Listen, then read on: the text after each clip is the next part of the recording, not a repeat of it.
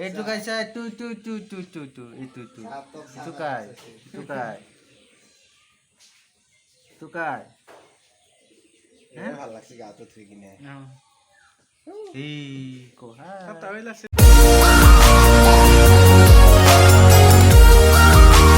এতিয়া আমি গৈ আছোঁ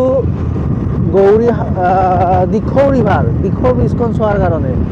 কাৰণ দিখৌ যিখন ব্ৰিজ ব্ৰিটিছে তৈয়াৰ কৰিছিল সেই ব্ৰিজখন চোৱাৰ কাৰণে আমি গৈ আছোঁ অলপ অলপ বৰষুণে ডিষ্টাৰ্ব কৰিছে বহুত বৰষুণ আহিছিল ৰাতিপুৱা এতিয়া অলপ নাই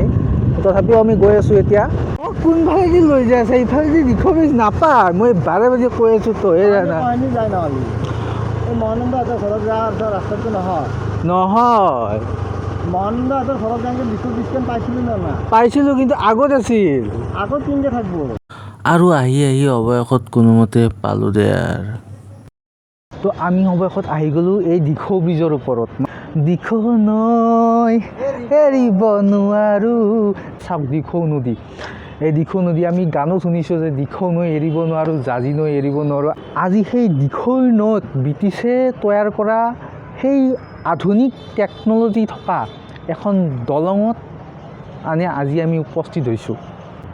এইখন কি দিখৌ নদী নহয় এইখন কি ব্ৰহ্মপুত্ৰৰ ব্ৰিজ মই তাতে কি কৈ আছিলোঁ এইটো ৰাস্তাইদি আহিব লাগে বুলি কৈ আছিলোঁ নে নাই এইটো কি ব্ৰহ্মপুত্ৰ নদী এখন কি শৰাইঘাটৰ দলং এখন দিখৌ ব্ৰিজ হয় নে নহয় হয় নহয় অঁ এখন দিখৌ ব্ৰিজ হয় হয় অঁ আৰু আপোনালোকক মই এটা কথা কওঁ যে যেতিয়া ব্ৰিটিছে বেপাৰ বাণিজ্য কৰিছিল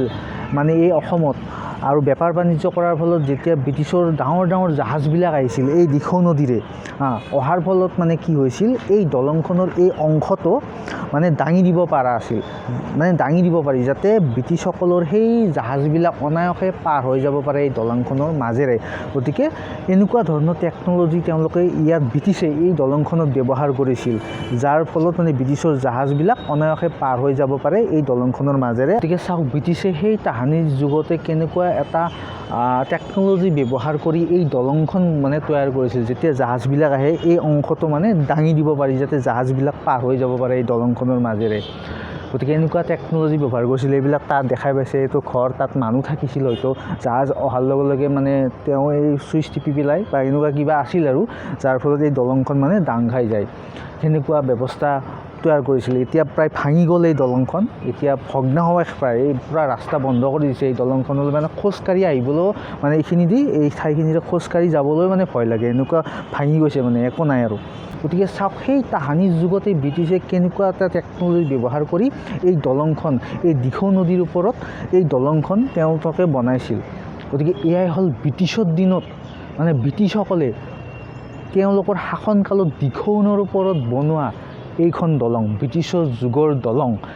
এনেকুৱা ধৰণৰ আৰু মই কওঁ যে অসম চৰকাৰে এনেকুৱা ধৰণৰ দলংখন সংৰক্ষণ কৰাৰ প্ৰয়োজন কাৰণ এই যিখন নতুন দলং বনাইছে দেখিছে এইখন নতুন দলঙত সেনেকুৱা টেকন'লজি নাই আমাৰ অসম চৰকাৰে বা ভাৰত চৰকাৰে এতিয়া এনেকুৱা ধৰণৰ এই দলংখনৰ টেকন'লজি ব্যৱহাৰ কৰা নাই কিন্তু ব্ৰিটিছসকলে সেই তাহানিৰ যুগতে এইখন দিখৌ নদীৰ ওপৰত তেওঁলোকে তৈয়াৰ কৰা এই দলংখনতে এনেকুৱা ধৰণৰ টেকন'লজি ব্যৱহাৰ কৰিছিল যে যাৰ ফলত এই দলংখন দাঙি নিব পাৰি ব্ৰিটিছসকলৰ জাহাজবিলাক এই দলংখনৰ মাজেৰে অনায়াসে পাৰ হৈ যাব পাৰে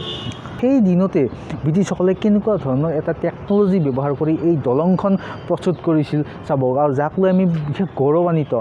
গতিকে অসম চৰকাৰে এনেকুৱা এইখন দলং এইখন মেৰামতি কৰি সংৰক্ষণ কৰাৰ ব্যৱস্থা কৰিব লাগে যাতে এইখন এটা স্মৃতি হিচাপে আমাৰ অসমত থাকি যাব পাৰে আৰু এয়াই আছিল ব্ৰিটিছে দিখৌ নৈৰ ওপৰত প্ৰতিষ্ঠা কৰি যোৱা এখন দলং আৰু এইখন দলং অসম চৰকাৰে